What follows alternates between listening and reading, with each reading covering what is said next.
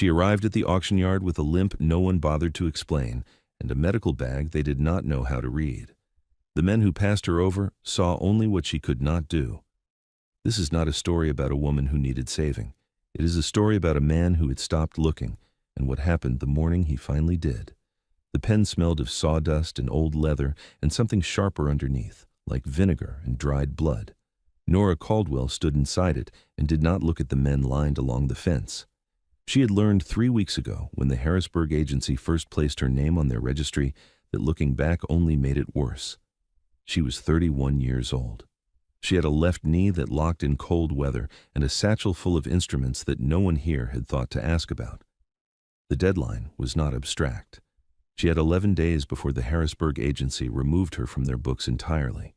11 days before her last legitimate path to a ranch placement expired, and she was left with the boarding house debt she had accumulated across 4 months of waiting and no income and no plan that did not involve choices she was not willing to make. The agency's letter had been plain. Women past 30 with visible physical limitations were difficult placements. Elias Cutter arrived at the yard late and on foot, which was the first thing Nora noticed. The second was that he did not walk the fence line the way the other men did, evaluating as they went, nodding or shaking their heads at the women arrayed behind the posts. He went directly to the registrar's table, said something low and brief, and then stood with his hat in his hands reading a sheet of paper. He was lean and sun-darkened, with the kind of stillness that comes not from ease, but from long practice at containing something. His coat was clean but had been mended at both elbows, and he wore it without self-consciousness. She filed that detail without knowing why. He looked up from the paper and found her directly, not scanning, not evaluating. He had her name on the sheet, she understood, and he had simply located the person attached to it. His expression gave nothing. He crossed the yard and stopped 2 feet from the pen fence. "You're Nora Caldwell." It was not a question. "I am. The registry says you have a medical background." He looked at the satchel beside her feet. "That yours?" "It is." He nodded once, as though she had confirmed something he had already decided. "I've got a herd of 43 cattle and 1 hired man who's been down with fever for 10 days. My nearest neighbor is 11 miles out. The town doctor doesn't make ranch calls past the county line." He paused. "The agency says you have limitations." "I have a knee that stiffens and cold and damp," she said. "I cannot run distances. I can stand for hours, ride adequately, and I do not faint at blood." She met his eyes. "The agency also says you've had 2 placements refuse you inside a month." A muscle moved in his jaw, almost imperceptibly. They left. "I won't leave until the arrangement is formally concluded," she said. "That is the only promise I make at introduction." He was quiet for a moment. The sun was high and the yard smelled of horses and fresh-turned earth and the faint sweetness of hay drying somewhere nearby. A woman 2 pens over was weeping quietly, and neither Nora nor Elias looked in that direction. He put his hat back on. "The wagon's at the south post," he said. "I'll give you 10 minutes." She picked up her satchel and did not ask for help with the fence latch. His name was Elias Cutter, and his ranch was called the Dunn Creek Spread, named for the creek that crossed the eastern pasture and had been half dry for 2 summers running. He told her none of this on the road. She gathered it from the fence posts they passed and the general look of a spread held together by will more than resources. He drove, and she sat with her satchel on her lap and watched the plains open up around them, brown and gold and vast and indifferent to the small drama of their arrangement. After 20 minutes he said, "The man down with fever. His name is Gil. He's been on my payroll 8 years. I need him back on his feet before the fall drive. What are his symptoms? Hot. Can't keep food. Was coughing last week, but it's less now. How long since he last had water he kept down? Yesterday morning. I'll want to see him first thing." Elias said nothing. She took that as agreement. The ranch house was weathered gray wood set against a low ridge, with a barn to the north and a bunkhouse beyond it. The property was not prosperous, but it was not broken either. It was the holding of a man fighting to keep a thing he had decided he would not release. She recognized that quality. She had felt it herself in boarding house rooms, doing sums by lamplight, trying to make insufficient funds into sufficient ones by sheer force of arithmetic. He stopped the wagon at the house and got down without ceremony. "Your room is off the kitchen," he said. "Small, clean." She climbed down on her own. He had not offered his hand, and she had not paused to wait for it, and followed him inside. The kitchen was larger than she expected, with a good iron stove and shelves of preserved goods organized with more care than the rest of the property suggested.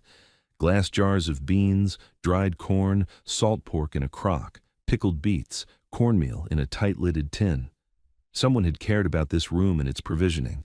There was a workbench along one wall with tools hung in deliberate order, smallest to largest, cutting edges outward. She wondered if it had been a wife or a brother. She did not ask. "Gil's in the bunkhouse," Elias said. She left her bag in the small room off the kitchen. It was indeed small, but it had a proper window facing east, and the mattress, when she pressed her hand to it, was not a disaster, and followed him across the hard-packed yard to the bunkhouse. Gil was 40 or thereabouts, raw-boned, with hollowed cheeks and the yellow-gray pallor of a man whose body had been working against itself for too long. He looked at Nora with the unfocused wariness of the genuinely unwell. She examined him carefully and thoroughly, asking questions in a calm, even voice, her hands moving with practiced economy. By the time she straightened up, she had a working picture of what she was dealing with. Not the fever alone. The water from the bunkhouse barrel had gone bad. She could smell the stagnation from across the room, that particular flat, almost sweet corruption that meant standing water had been standing too long and had found a contaminant. 2 weeks of that alongside the hard physical labor of late summer, and the body simply gave out. "New water," she said to Elias, who had stood in the doorway through the entire examination. "Boil it and keep it boiled before it goes to him. I'll start him on broth tonight and willow bark for the fever. Tomorrow we need to look at the barrel's source. The barrel's fed from the south ditch. The south ditch is contaminated with something. I'll need to trace it." She was already opening her satchel, moving through the familiar order of its contents. "Do you have dried chamomile or yarrow in the house?" "In the kitchen. Back shelf, right side." She nodded and began preparing the first treatment. She did not look up when Elias left. There was work to do, and the work came before everything else. By the third evening, Gil's fever had broken. She knew because she heard him ask for bread from across the yard, his voice rough but present, a man's ordinary appetite returning to announce itself. It was one of the small victories she had learned not to take for granted, that specific moment when the body remembers it wants to continue. She was at the kitchen table recording the water source findings in her notebook when Elias came in from the barn. He smelled of horses and cool autumn air and lantern oil, and he stopped when he saw her working. "He's asking for bread," she said without looking up. A long pause. I heard. "The south ditch is being contaminated by runoff from the old tallow works on the ridge. I found the seepage point this afternoon. It can be redirected with about 40 feet of trench work and a new drainage channel." She turned a page. "I drew a rough diagram if you want to see it." He crossed the room and looked at the diagram. She had drawn it with care. The ridgeline, the south ditch, the seepage point marked with a cross, the proposed trench route in dotted line, the measurements annotated at each turn. He stood there longer than she expected, reading it in the way she had noticed he read most things, completely, without performance. "You went up to the ridge today," he said. "On foot. I did. Your knee. It managed." She closed the notebook. "The trench work should take 2 men 3 days once Gil is upright. The labor cost is worth the water security. 1 contaminated season could lose you the herd." He straightened. He was looking at her with an expression she could not immediately name, not suspicion exactly, but something that had been suspicion an hour ago and was now in the process of becoming something else entirely. He picked up his hat from the table where he had set it, then put it back down. "You'll have supper," he said. It was not quite a question and not quite a command. Something lodged between the two. "I was planning to," she said. "This is Dusty Vows, where stories like hers live. Women who were passed over, men who had not yet understood what they were refusing. If you want the next story the moment it arrives, subscribe now. Then, back to the ranch." By the end of the first week, they had established a rhythm that neither of them had designed and neither commented on. She rose before him, and had the stove going by the time he came in from the early check on the herd. He brought eggs when the hens were cooperative and set them on the counter without remark. She cooked enough for two without being asked.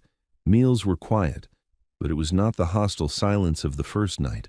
It had become something more like two people who had each decided that the other was not a problem to be managed, only a presence to be accommodated, and who found the accommodation less costly than anticipated. Gil was on his feet by the fifth day, moving slowly and with deliberate care, and he regarded Nora Caldwell with the frank, uncomplicated admiration of a man who had genuinely feared for his own life and was grateful to whoever had intervened. He called her ma'am with a warmth that came from somewhere real, and he started taking his meals at the kitchen table rather than the bunkhouse, which no one directly addressed. The neighbor who arrived on the 8th morning was a woman named Ruth Haverford, who ran the adjacent spread with her 2 adult sons and an opinion about most things within a 20-mile radius. She rode in while Nora was in the north pasture examining a cow that had gone off her feed, and she was still at the fence gate talking when Elias found her there.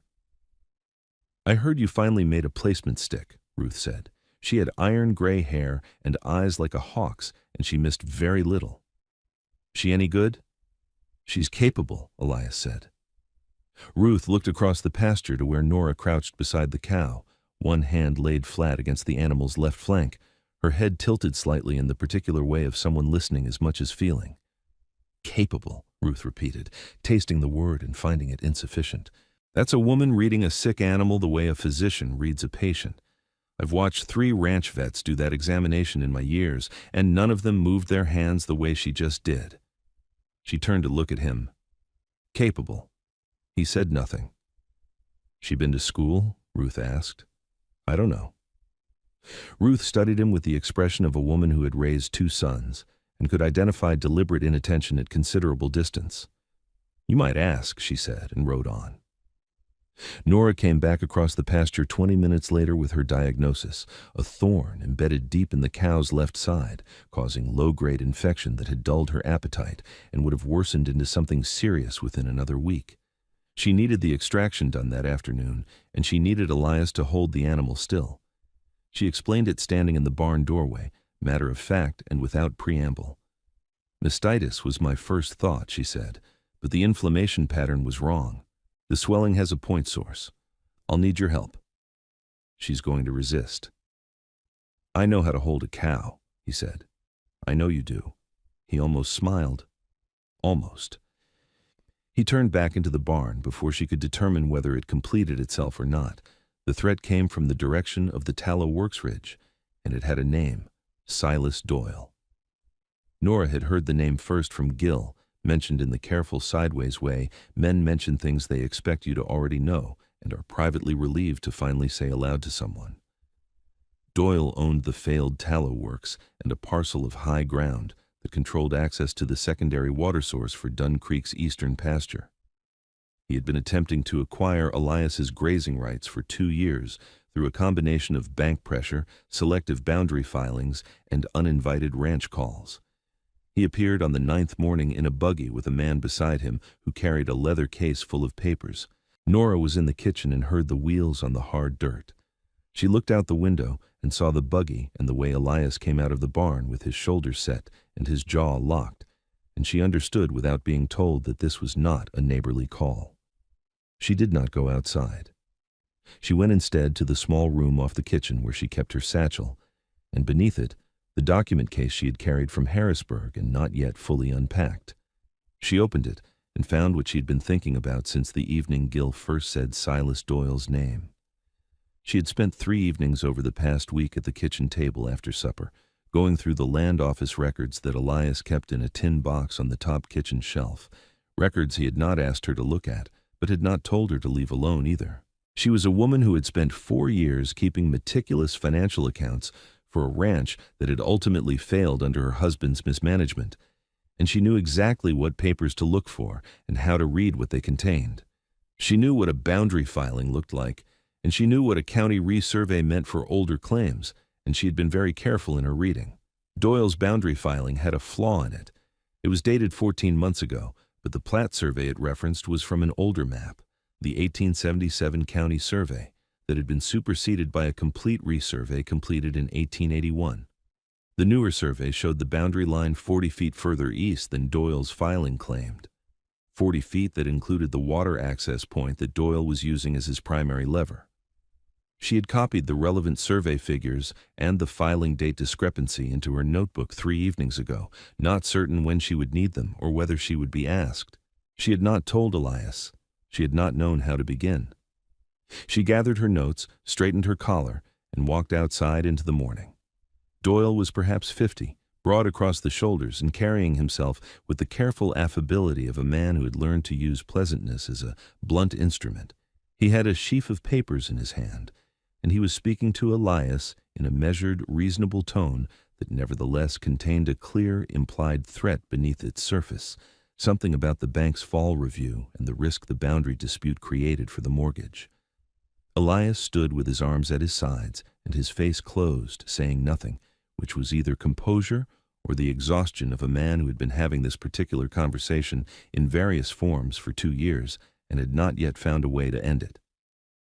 Nora stopped 2 feet from Elias's shoulder and said, "Mr. Doyle." Doyle looked at her. His smile did not change, but something behind his eyes recalibrated with notable speed. "Ma'am, didn't realize Cutter had taken on I maintain the ranch records," she said. She held out her notebook, open to the page she had marked 3 days prior. "Your boundary filing references the 1877 plat survey. The county completed a full resurvey in 1881 that superseded it. The boundary line in the current legal record falls 40 feet east of the point your filing claims." She kept her voice level and her eyes steady on his. "I can provide the county record reference numbers if your man needs them for his paperwork." The silence that followed was complete. Even the horses went still. Gil had materialized at the bunkhouse doorway at some point and stood with his arms crossed, watching. "Tell me, did you see that coming, or did it hit you the way it hit Doyle?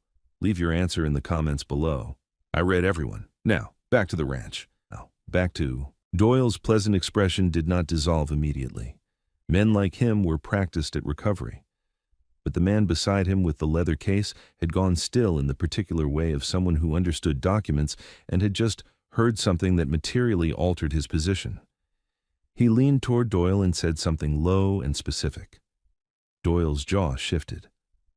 "I'll want to verify that," Doyle said. "Of course," Nora said. "The county clerk in Millhaven keeps the RE survey records. I would recommend reviewing them before filing any further claims against this property."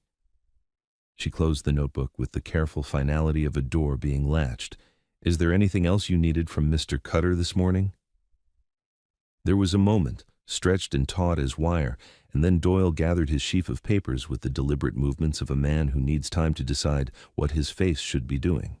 He gave Elias a nod that was not quite the same quality of nod he had arrived with. He said something about being in touch, as men like him always said, and he drove away. Elias did not speak for a long time after the buggy sound had faded down the road. Gil had not moved from the bunkhouse doorway. The dust from the wheels settled slowly in the still air, and the yard returned to itself. "You've been reading my land records," Elias said. Not quite an accusation, not quite a statement. Something caught between them, a question he had not decided whether he was entitled to ask. "I noticed the tin box was not locked," she said. "I didn't read them out of prying.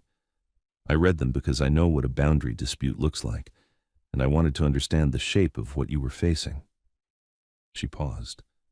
"I should have told you what I found." He looked at her. The morning sun was hard and flat and showed everything without mercy. The weathering around his eyes, the careful set of his expression, the way something in his face was doing something complicated that he had decided not to let become a complete sentence. "Where did you learn survey law?" he said. "My husband's ranch failed over a boundary dispute that went to county arbitration," she said.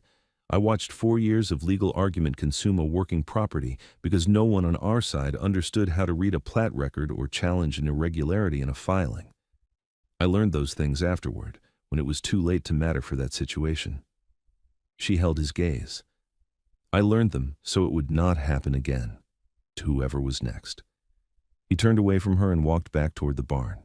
She did not follow. She stood in the yard and listened to the land settle around her, wind moving through the dry grass, A hawk circling something distant and invisible, the herd lowing somewhere beyond the north fence, and she felt the particular stillness of a confrontation that had ended without the damage she had spent the morning bracing herself to absorb. Gil crossed the yard toward her. "Want coffee, ma'am? I was about to put some on." "That would be welcome," she said. Ruth Haverford came back 2 days later, which Nora suspected was not coincidence. She arrived in the late afternoon with a jar of preserved plums and the air of a woman who had something specific to deliver and had decided that the time for it was now. She found Nora in the barn completing the final measurements for the trench diagram, and she set the plums on a fence post and looked at what Nora was drawing without comment. "I heard about Doyle," Ruth said after a moment. "News travels." "Yes." She studied the diagram. "You're rerouting the drainage channel." "That's real digging." "Gil and I started the first segment yesterday. Elias came in for the afternoon stretch. Nora did not look up from the page. It should be finished by end of week." Ruth was quiet in a way that had something behind it. When she spoke again, her voice had dropped into a different register, deliberate, careful, the tone of a woman who has decided to give someone something true. "I've watched this ranch for 3 years," she said, "since Elias came back after his brother died and took the place on alone. I watched 2 women come through here and decide the distance from town wasn't worth whatever the arrangement offered." She paused. "You're not deciding that?" It was not quite a question. "No," Nora said. "He doesn't make it easy to see past what's on the surface. I'm not here for easy." Ruth set the preserved plums inside the barn door with a small, decisive motion. "He sat with his brother for 6 weeks at the end," she said, "with the plain deliberateness of someone delivering information they have decided another person has a right to hold. Came back to find the ranch half dismantled and the mortgage a year into neglect. He's been fighting to recover it alone ever since." She looked at Nora directly. "Whatever walls you've been meeting, they were built before you arrived." Nora said nothing for a moment. She set her pencil down. "I know," she said. That evening, Elias found her on the front porch after supper. The sky to the west had gone deep amber and rose, the kind of sky that appeared after an afternoon wind had scrubbed the air clean and left everything more itself than usual. She had her notebook in her lap but was not writing. He came out and stood at the far end of the porch with his hands on the railing, looking at the same horizon. After a long while, he said, "My brother kept those land records. He understood what he had and what it was worth and how to argue for it." A pause. "I'm better with the land than the paper." "You're better with paper than you think," she said. "The kitchen shelves are organized by a system someone thought through. The tool wall in the barn is arranged by function and frequency of use. You think in order. You just haven't applied that to documents yet. It's the same instinct." Another silence. The amber in the sky deepened toward violet at the edges. "I'm not easy to work alongside," he said. His voice was flat and factual, reporting a condition. "I noticed," she said. "I'm not easy either. You seem easy." "I seem composed," she said. "Those are different things." He turned his head to look at her then, not the evaluating look from the auction yard, not the guarded assessment of those first cold days, but something more considered, something that had been traveling a long distance to arrive and was not going to be hurried now that it was here. "Nora," he said, "the first time. Quiet and plain, and somehow, in the plainness of it, irreversible." She held his gaze. "Yes." He turned back to the horizon, but he did not go inside, and neither did she, and the evening settled around them in the slow, certain way of things that have been a long time coming. Doyle came back on the Friday with more force and a different approach. Not a buggy this time. He came on horseback with 2 men behind him and a representative from the bank that held Elias's operating mortgage, a small, tight-mouthed man named Ferris. Doyle had done what Nora had anticipated, gone to the county records office, found a clerk who would entertain a competing reading of the survey data, and returned with institutional pressure at his back. Elias was out of the barn and at the gate by the time they pulled up, and his expression was the closed, iron expression of a man who had calculated that this day was coming and had not been able to prevent it. Nora was already at the kitchen table with the tin box open when she heard the horses.